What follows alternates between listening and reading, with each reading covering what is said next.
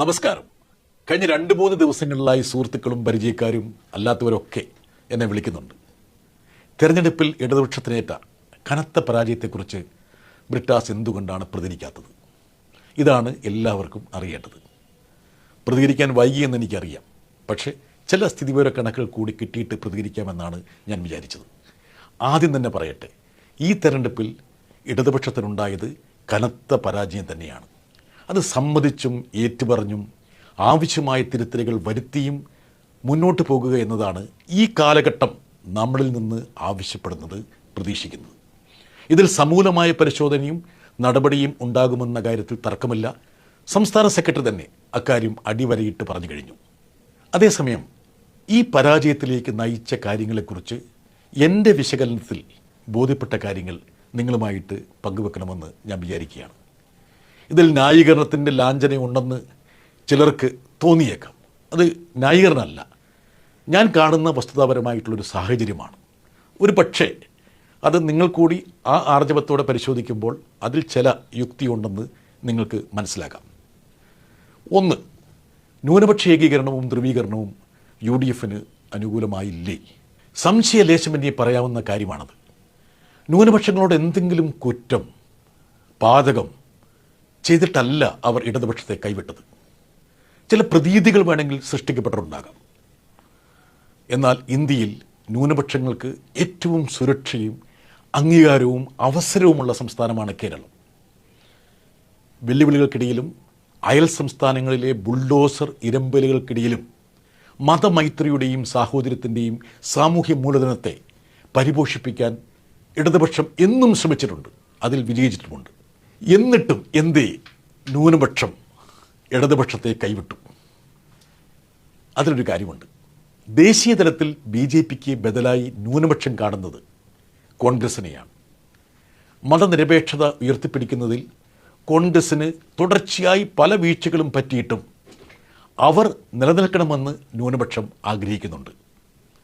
കഴിഞ്ഞ ലോക്സഭാ തിരഞ്ഞെടുപ്പ് സമയത്ത് പൗരത്വ പ്രശ്നം മുതൽ പലസ്തീൻ വരെയുള്ള വിഷയങ്ങളിൽ ഇടതുപക്ഷം മുൻപന്തിയിൽ നിന്നിട്ടും ന്യൂനപക്ഷം UDFനെയാണ് പിന്തുണച്ചത്. അന്ന് ഇന്നത്തെ പോലെ ചർച്ച ചെയ്യപ്പെടുന്ന വെള്ളാപ്പള്ളി ഫാക്ടർ ഒന്നും ഉണ്ടായിരുന്നില്ല. ദേശീയ തലത്തിൽ കോൺഗ്രസും ഗാന്ധി കുടുംബവും നിലനിൽക്കുന്നത് കേരളം നൽകുന്ന അടിത്തറയ്ക്ക് മുകളിലാണ്. ഇക്കാര്യം ന്യൂനപക്ഷത്തിന് അറിയാം. ഒരിക്കൽ കൂടി പരാജയപ്പെടുക എന്നാൽ കോൺഗ്രസ് ശിഥിലമായി എന്നാണ് അവർ കരുതുന്നത്. സ്വാഭാവികമായിട്ടും കോൺഗ്രസ് ശിഥിലമായി കാണാൻ അവർ ആഗ്രഹിക്കുന്നില്ല. 5 വർഷം കൂടുമ്പോൾ ഭരണം മാറുക എന്നതാണ് കേരളത്തിൻ്റെ രീതി, എല്ലാവർക്കും അറിയാവുന്ന കാര്യമാണ്. ഇടതുപക്ഷക്കാരുടെ അഹങ്കാരവും ഹുങ്കുമൊക്കെ ഇപ്പോൾ ഏറെ ചർച്ച ചെയ്യപ്പെടുന്നുണ്ട്. വീഴ്ചകൾ ഉണ്ടായിട്ടുണ്ടാകാം, ഉണ്ട് എന്ന് സംശയമുണ്ടോ? അതൊക്കെ തിരുത്തണം.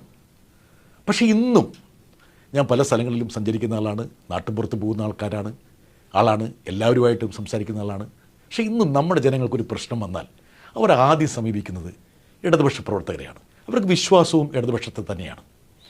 ഈ പറയുന്ന ഹുങ്കും അഹംഭാവവും ഒന്നും ചർച്ചയാകാത്ത ബംഗാളിലും തമിഴ്നാട്ടിലും മമതയും സ്റ്റാലിനും കനത്ത പരാജയങ്ങളാണ് ഏറ്റുവാങ്ങിയത്.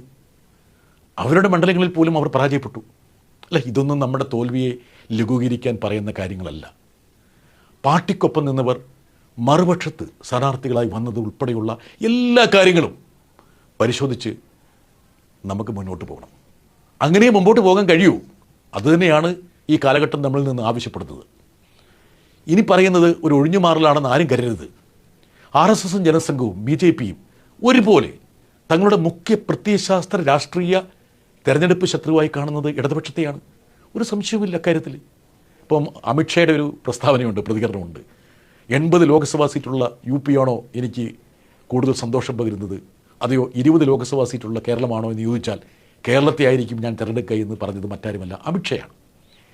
ഒളിഞ്ഞും തെളിഞ്ഞും അവർ ഇടതുപക്ഷത്തെ തോൽപ്പിക്കാൻ എക്കാലത്തും ശ്രമിച്ചിട്ടുണ്ട്. ഇക്കുറിയും അത് സംഭവിച്ചിട്ടുണ്ട്. BJP വോട്ടുകളിൽ വന്ന കുറവാണ് ഒരു ഡസനിലേറെ മണ്ഡലങ്ങളിൽ UDFൻ്റെ വിജയത്തിന് വഴിവെച്ചത്. നമ്മുടെ ദേശീയ ശ്രദ്ധ ആകർഷിച്ച നിയമമണ്ഡലം പരിശോധിച്ചാൽ ഈ കൂട്ടുകെട്ടിൻ്റെ തെളിവുകൾ സ്ഫടികം പോലെ വ്യക്തമാകും. കഴിഞ്ഞ നിയമസഭാ തിരഞ്ഞെടുപ്പിൽ കോൺഗ്രസ് പിടിച്ച വോട്ട് നിലനിർത്തിയിരുന്നെങ്കിൽ, അവർ റീറ്റെയിൻ ചെയ്തിരുന്നെങ്കിൽ ശിവൻകുട്ടി തന്നെ വിജയിക്കുമായിരുന്നു, ഒരു സംശയമില്ല. കേരളത്തിൻ്റെ ചരിത്രത്തിലില്ലാത്ത രീതിയിൽ ത്വരിത വികസനത്തിൻ്റെയും ക്ഷേമത്തിൻ്റെയും പാതകൾ വെട്ടിത്തെളിച്ച സർക്കാരാണ് പിണറായി സർക്കാർ, പിണറായി ഗവൺമെൻറ് എന്നത് എതിരാളികൾ പോലും സമ്മതിക്കുന്ന കാര്യമാണ്. എന്നാൽ ജനങ്ങളത് കണക്കിലെടുത്തിട്ടില്ല. പക്ഷേ അത് അവരുടെ അവകാശമാണ്. കണക്കെടുക്കണമോ വേണ്ടയോ എന്നുള്ളതൊക്കെ അവരുടെ അവകാശമാണ്. അതിനൊന്നും ചോദ്യം ചെയ്യാൻ നമുക്ക് കഴിയില്ല. ഇവിടെയാണ് കലർപ്പില്ലാത്ത എളിമയും സത്യസന്ധതയും പുലർത്തിക്കൊണ്ട് ഈ വീഴ്ചയുടെ പാഠങ്ങൾ ഉൾക്കൊള്ളാൻ നമുക്ക് കഴിയേണ്ടത്. അത് കഴിയണം.